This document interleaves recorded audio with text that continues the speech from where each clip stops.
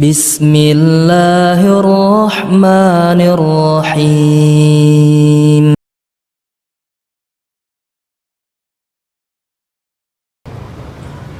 Sekarang kita akan membahas yaitu sebab-sebab munculnya cinta. Apa sebab-sebab munculnya cinta itu ya? Kenapa sih seseorang itu bisa mencintai sesuatu? Yang pertama, sebab yang pertama yang disebutkan oleh Al-Imam Sufyan Ats-Tsauri bahwa sebab cinta itu ada 3 atau 4. Yang pertama, sebab yang bersifat fisik. Seperti misalnya kita melihat alam yang indah, pantai yang indah, atau pasangan yang indah, wanita yang cantik. Ini adalah sebab munculnya cinta yang bersifat fisik. Saya yakin antum kalau melihat perempuan cantik senang. Demikian pula wanita kalau melihat laki-laki yang ganteng senang. Karena memang sudah fitrah. Antum kalau melihat pemandangan yang indah pasti suka kan? Maka ini adalah sebab yang pertama. Tapi ingat kata para ulama, sebab yang pertama ini biasanya tidak langgeng, tidak lama. Sebab manusia itu punya sifat bosan. Antum sudah punya istri cantik, masya Allah, masih mikirin yang kedua. Ya Pak. Masya Allah, istri cantik, masya Allah, masih mikir gimana bisa kawin lagi yang kedua, ketiga, keempat.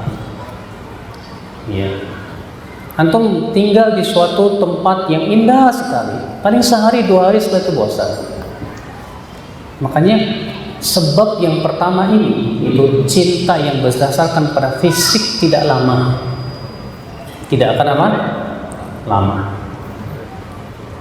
Sebab yang kedua, nah ini yang merupakan sebab yang bersifat maknawi, yaitu kita mencintai seseorang, sesuatu karena makna yang terdapat padanya, berupa sifat-sifat yang masya Allah. Antum misalnya mencintai teman antum, walaupun dari sisi fisiknya ya payah lah, fisiknya sih ya kalau dinilai di bawah 5 lah, tapi karena akhlaknya yang luar biasa, ya, agamanya, ketakwaannya, maka antum jadi cinta kepada dia. Masya Allah, ini teman saya ini luar biasa ibadahnya, akhlaknya, kalau ketemu sama orang selalu senyum, supel bergaul, selalu membantu orang susah. Dia orangnya juga tawadhu, tidak sombong. Dia orangnya pemaaf, masya Allah ya akhwal Islam, azakumullah ya. Maka ini sebab yang kedua, dan sebab yang kedua ini Pak lebih kekal dibandingkan sebab yang pertama. Makanya Nabi SAW memfokuskan kepada sebab yang kedua ini dalam kehidupan rumah tangga. Nabi bersabda, la yakrahu mu'minun mu'minah fa in kariha minha khuluqan radiya minha akhar. Janganlah seorang suami membenci istri bila ia tidak menyukai salah satu perangainya, ia masih suka perangai yang lainnya. Kalau kita tidak suka salah satu akhlak istri, kata Rasulullah, kita masih suka kepada akhlak yang lain.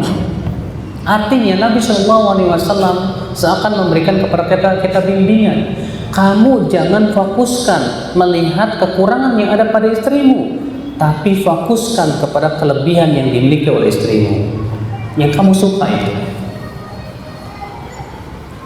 Nah ini sebab yang kedua ini yang Rasulullah tekankan.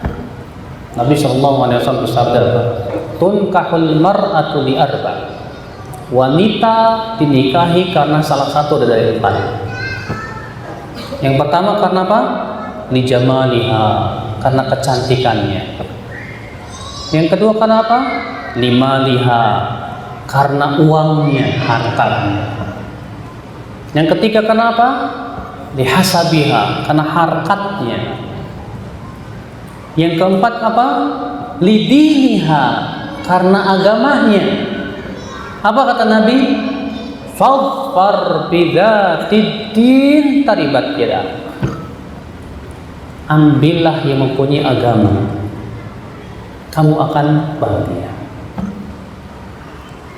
Lihat, Nabi SAW memfokuskan yang keempat. Apa itu? Din, agama. Walaupun memang terjadi perselisihan para ulama, mana yang lebih didahulukan, cantik dulu atau agama dulu. Abu Hanifah mengatakan apa? Saya cantik dulu. Jumhur mengatakan apa? Agama dulu. Kata Abu Hanifah, kalau agama bisa saya didik, tapi cantik saya tidak bisa didik.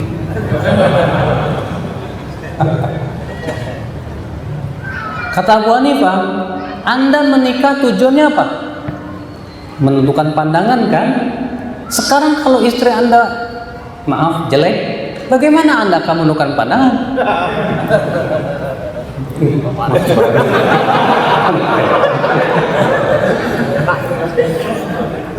Yeah. Sehingga kata Abu Hanifah, bagi saya yang paling pertama cantik dulu. Buktinya lagi kata Abu Hanifah, istri para nabi semua cantik. Nabi Ibrahim, istrinya Sarah. Sarah itu wanita tercantik di dunia. Istri-istri Nabi semuanya cantik. Aisyah, Hafsah, Sofia, Ummu Salamah, semua wanita-wanita cantik, semua nggak ada yang jelek. Makanya kata Abu Hanifah, saya cantik dulu. Agama nomor 2. Jumhur mengatakan, tidak, agama dulu, cantik nomor 2. Jumhur mengatakan dalilnya jelas, karena Nabi bersabda, "Fadfar bidzatid din taribat yadak." Cari oleh kamu yang punya agama, karena itu yang akan membahagiakan diri kamu. Imam Ahmad mempunyai trik yang bagus. Beliau berkata begini, upayakan yang kamu pertama tanyakan apa?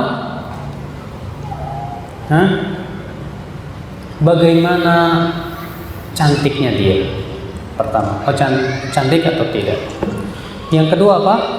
Bagaimana din dia, agama dia? Sehingga kata beliau, yang menjadi tumpuan kita menolak dia itu bukan cantiknya, tapi agama. Jangan sampai kita menolak seorang wanita karena hanya sebatas apa? Tidak cantiknya, supaya kita tidak menyelisih hadis, kata beliau. Sebab kalau misalnya kita menyelisih hadis, bahaya kan Pak? Ya, agamanya bagus, tapi sayang, saya nggak serak sama wajahnya Ustaz. Apa saya perlu terima juga ya? Daripada, ya kalau seperti itu gimana ya? Ya, agamanya bagus, cantiknya kurang. Berarti saya tidak serak, ya udah. Kalau sudah seperti itu, jawabnya Anda tidak serak, ya udah, nggak masalah. Ya, kalau memang Anda tidak suka dan memang itu tujuan nador. Nador itu tujuannya untuk lihat kira-kira kamu suka apa enggak. Ya, walaupun sebagian ulama mengatakan apa? Nador hanya boleh ketika kita mau menikahi dia saja. Adapun kalau kita tidak ada niat menikahi dia, nggak boleh.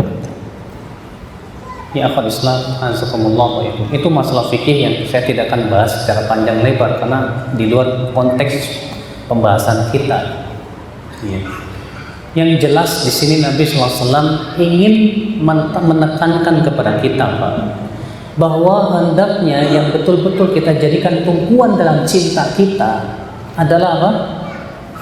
Di sebab yang kedua ini yang paling bagus. Ya. Karena agama, karena akhlak, karena din. Dan antum yang kalau sudah menikah dan antum yang sudah menikah, Antum akan tahu sendiri dan merasakan, dan Anda yakin antum sudah merasakannya, bagaimana akhlak wanita di hadapan seorang suami. Ketika wanita itu akhlaknya Masya Allah, pelayanannya sama suaminya pun Masya Allah, ya, bagaimana cinta istri kepada suami pun Masya Allah, pengorbanannya untuk suami Masya Allah. Biasanya perempuan yang seperti ini Pak, laki-laki suaminya pun buat kawin lagi berat. Iya, ya. Banyak laki-laki yang masa berat untuk menikah lagi karena melihat istrinya yang luar biasa. Seakan-akan si istrinya sudah bisa mewakili 4 wanita. Ya. Sehingga Masya Allah sudah tercukupi bagi seorang laki-laki itu. Nah ini tapi lihat, wanita cantik tapi akhlaknya bejat, agamanya jauh, sama suami senangnya melotot, sumpah serapah, marah-marah.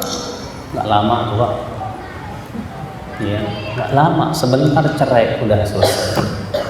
Kenapa? Gak punya din agama, gak punya akhlak. Ya. Barangkali kalau kita punya istri yang seperti itu, akhlak jelek, agamanya jauh, mungkin rumah tangga kita bagikan neraka buat hidup kita, ya ahli Islam azakumullah, ya. Makanya ya akhi, ya, dari situlah din agama, ya. Tapi Ustaz, kalau saya dapat 4-4-nya gimana? Udah cantik, punya duit, ya, punya harkat, agamanya kuat, wah ini mah top banget Pak. Ya. Cuma masalahnya antum juga harus ngajar. Iya Pak. Ada ikhwan Masya Allah, ya. Syarat Sahih Bukhari. Untuk dapat akhlak susah banget. Ya. Seakan-akan dia paling ganteng di dunia, saudara. La haula wala quwata illa billah. Nah ini sebab yang kedua. Sebab munculnya cinta adalah apa? Sifat atau maknawi. Dan sebab yang kedua ini lebih mengokohkan cinta daripada sebab yang pertama. Sebab yang ketiga, munculnya cinta apa? Adanya jasa. Adanya apa? Jasa.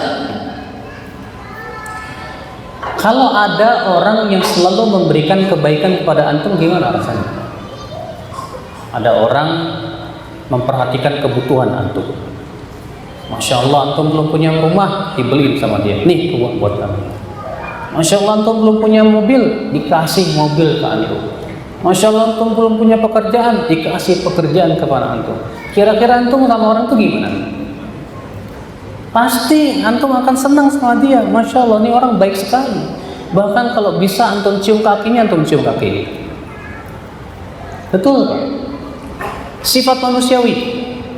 Siapapun manusia pasti dia akan mencintai orang yang suka berbuat baik kepada dirinya. Iya. Ini sifat yang kedua. Ini sebab yang keberapa? Yang ketiga. Sebab yang keempat, yaitu fitrah. Cintanya anak kepada orang tua, fitrah. Cintanya orang tua kepada anak, fitrah. Ya, ini suatu fitrah namanya, sulit